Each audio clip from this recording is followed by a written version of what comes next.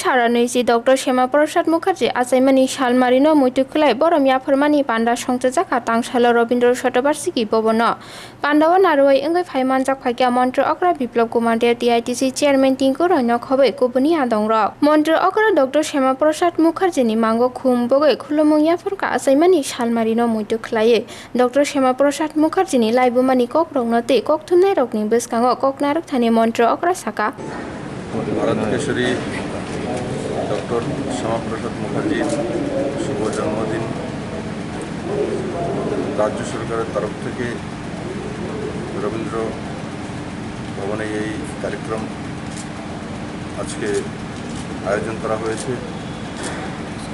আমি আজকের দিনে মাননীয় প্রধানমন্ত্রী এবং গৃহমন্ত্রী অমিত ভাই শাহজিকে ধন্যবাদ জানাবো। ওনার যে স্বপ্ন নিয়ে উনি মন্ত্রী পদ ত্যাগ করে জম্মু কাশ্মীরের উদ্দেশ্যে রওনা হয়েছিলেন তৎকালীন সময়ে, আজকে দিনে সেটা সাকার হয়েছে এবং আজ লাদাখ এবং কাশ্মীর দুই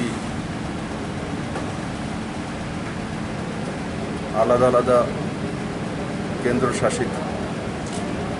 রাজ্য হিসাবে আত্মপ্রকাশ করেছে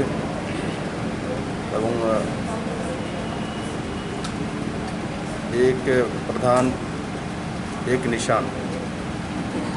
আর এক সংবিধান, সেটা অনেক দেরিতে হোক কিন্তু সাকার হয়েছে মাননীয় প্রধানমন্ত্রী নরেন্দ্র মোদীর নেতৃত্বে।